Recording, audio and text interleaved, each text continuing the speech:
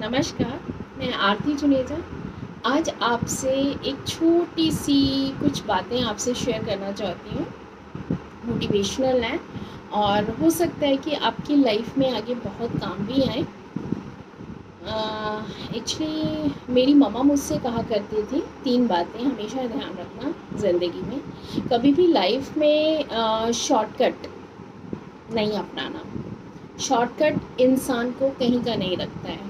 ज़्यादा पाने के चक्कर में आजकल आप देख रहे हैं रोज़मर्रा की ज़िंदगी में काफ़ी कुछ उतार चढ़ाव हैं। लोग पैसों से रिलेटेड कितना परेशान हैं, या अपने घर की माली हालत, या अपने बच्चों से, या किसी भी तरह से। तो भी पैसा कमाने के लिए कोई शॉर्टकट आपने नहीं अपनाना, ये मेरी मदर कहा करती थी। उसके बाद मैं आपसे कहना चाहूँगी, सेकंड ओपिनियन मेरा ये है कि कभी भी किसी भी कार्य को करने के लिए बहुत ज़्यादा उत्सुकता नहीं होनी चाहिए। अगर आपने कोई कार्य करना है संपन्न, आपको लगता है कि मैं ये कार्य कर सकता हूँ, तो उसको बहुत धीरे से और आराम से उसको करके, सोच के, विचार के, फिर उसको आगे आप करें उस कार्य को। तीसरा मेरा ओपिनियन है कि कभी भी क्रोध में आप कोई ऐसा कार्य ना कर जाएं जिसके लिए आपको माफ़ी भी ना मिल पाए, और वो माफ़ी मांगने के लिए भी आपको बहुत ज़्यादा शर्मिंदा होना पड़े सब लोगों के सामने में। ये मेरी मदर का थर्ड ओपिनियन है। इसी तरह से मैंने एक स्टोरी पढ़ी थी। मैं अपने जब बेटे को पढ़ाती थी छोटे, तो मैंने एक स्टोरी स्टडी करी थी। एक सेठ था जिसको कि बहुत अच्छे से लाइफ चल रही थी। पहले तो स्टार्टिंग में लाइफ चलते चलते ना जाने अचानक क्या हुआ कि उनको बहुत ज़्यादा तंगी का सामना करना पड़ा। पैसों से लेके आवक बंद हो गई, और खाने पीने खर्चे के लिए बहुत ही दिक्कतों का सामना करना पड़ रहा था। तो उसने अपनी वाइफ से पूछा कि क्या मैं कार्य करने के लिए कहीं और अब्रॉड या बाहर आउट ऑफ स्टेशंस चला जाऊं, ताकि मैं पैसा कमा सकूं। उनकी वाइफ ने कहा हाँ, पैसा तो चाहिए, आगे अपनी रोज़मर्रा की ज़िंदगी को पूरा करना है, तो हमें पैसा तो चाहिए, आप चले जाएं, मुझे कोई शिकायत नहीं है। तो सेठ ने डिसाइड किया और वो वहाँ से किसी दूसरे शहर चला गया कार्य करने के लिए। वहाँ पे जाता है तो वहाँ पे उसे एक बहुत अच्छा नेक इंसान, बहुत अच्छा पैसे वाला इंसान, रिचेस्ट पर्सन मिलता है, जो उसे अपने घर पे पनाह देता है। और वो उससे काम मांगता है कि मुझे आप जो भी कार्य देंगे, मैं बहुत ईमानदारी से आपका कार्यरत रहूँगा, और आपको कभी भी बोलने का मौका नहीं मिलेगा। और ऐसा ही हुआ। उसने 1 साल वहाँ पे कार्य करते हुए अपना बिताया। 1 साल होने के बाद में, और उसने बोला जब मैं जाऊँगा मैं तभी आपसे पैसा ले लूँगा, आप अभी मेरे को पैसा मत दीजिएगा कि रोज़ डेली आप मुझे पैसा दें, खर्च हो जाएगा, मुझे रोज़मर्रा के लिए कुछ ज़रूरत है नहीं है। तो वो उन्हीं के घर पे ही, सेठ के घर में ही रहता था वहाँ पर। तो वो रहने लगा। 1 साल बीता, 2 साल बीता, 18 साल बीत गए ज़िंदगी की। 18 साल वहीं पर उसने नौकरी करी, बहुत अच्छे से, काफ़ी अच्छा धन कलेक्ट किया। तो अब 18 साल कंप्लीट हुए तो उन्हें सेठ को बोला कि मैं अब जाना चाहता हूँ। सेठ ने पूरा का पूरा धन, 18 साल की उसकी जितनी भी इनकम ऑफ सोर्स था, इनकम ऑफ अमाउंट था, वो सारा उसको देकर रख दिया उसके सामने कि आप ले जाए। और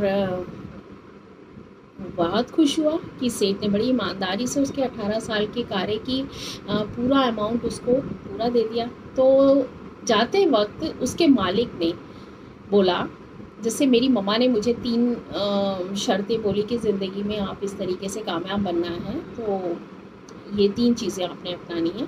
उसी तरह से उसके मालिक ने उनको सेठ को बोला कि ना तो कभी शॉर्टकट अपनाना कि आपको पैसा कमाना है तो मैं कुछ सट्टा बाज़ारी करूं, कमीशन के कार्य करूं, या मैं कुछ ऐसे गलत कार्य करूं जिससे मैं बहुत जल्दी अमीर बन जाऊं।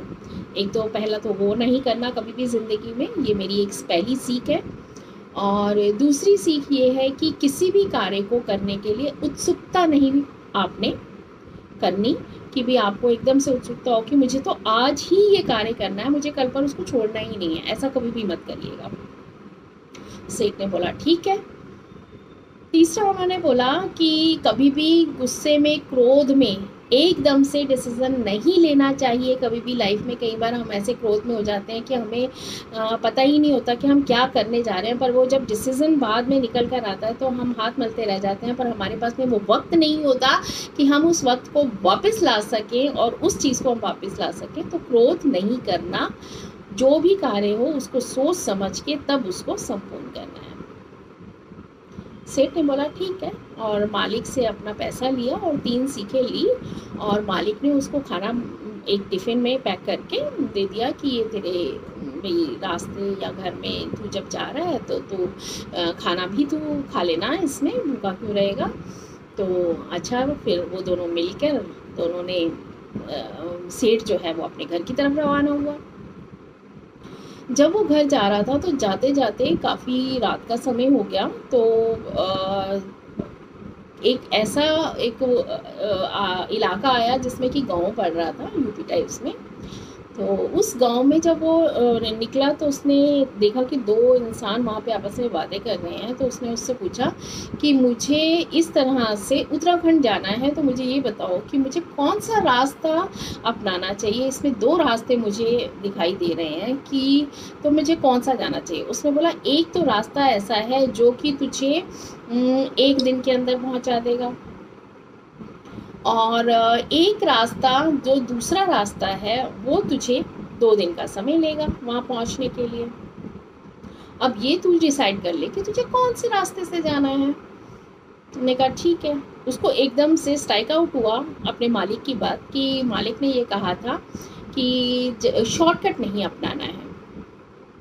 उसने कहा कोई बात नहीं, 2 दिन लग जाएं तो मैं शॉर्टकट नहीं अपनाऊंगा, मैं तो 2 ही दिन वाले रास्ते से जाऊंगा, आराम से जाऊंगा। जाते जाते रात हो गई। रास्ते में उसको एक झोपड़ी सी नज़र आई और उस इंसान से बात करी।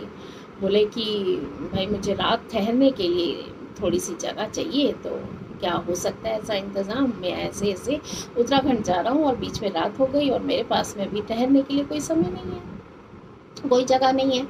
तो उसने बोला ठीक है कोई बात नहीं, आप ऐसे करें, आप वो थोड़ी सी आगे 5 या 10 कदम आप आगे चलेंगे, वहाँ पे एक झोपड़ी है, झोपड़ी टाइप्स में बना हुआ एक छोटा सा घर है, वहाँ पे आप चले जाइएगा, लाइट जला के दरवाज़ा बंद कर लीजिएगा और वहीं आप रात को गुजार लीजिए। मैंने कहा ठीक है।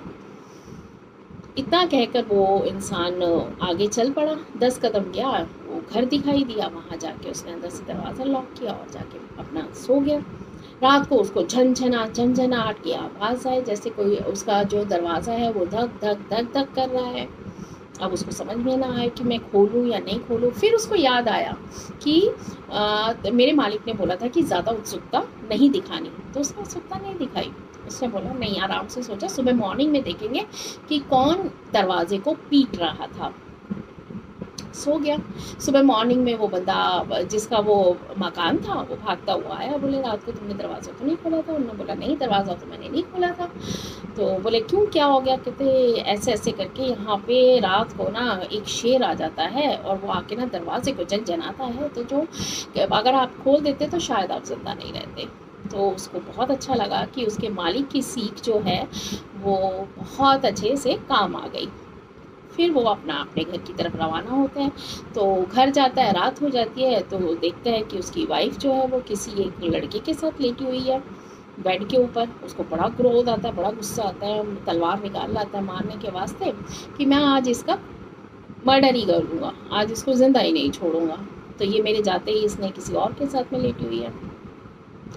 ना सोचा ना विचारा। इतने में उसके सेठ की बात ध्यान आ जाती है कि वो कहते हैं कि क्रोध ज़्यादा अच्छा नहीं होता, सोच समझ कर जो भी डिसीजन लेना है सोच समझ के लेना है। ठीक है जी, सोच समझ के लेंगे।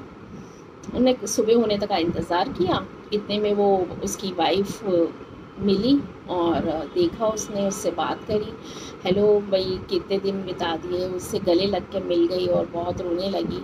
और इतने में उसने बोला ये देखो आपका बेटा आज 18 साल का पूरा हो गया। मैंने बोला बेटा? बोले हाँ, जब आप गए थे तो मैं गर्भवती थी और मेरे पेट में आपका बेबी था, तो आज ये पूरा 18 साल का हो गया जब आप आए हैं और ये आपका बेटा। तो मालिक सेठ को इतना मतलब उसकी आंखों में झरझर झरझर आंसू आ गए और उसको लगा कि मैं रात को अपने ही बच्चे को मार डालता और मैं ये बहुत बड़ी गलती कर देता, तो शायद आज वो सेठ वो जो मेरा मालिक था, आज उसकी तीसरी सीख जो है वो मुझे काम आ गई और उसकी वजह से आज मेरा बच्चा जीवित है और मुझसे गले लग के मिल रहा है।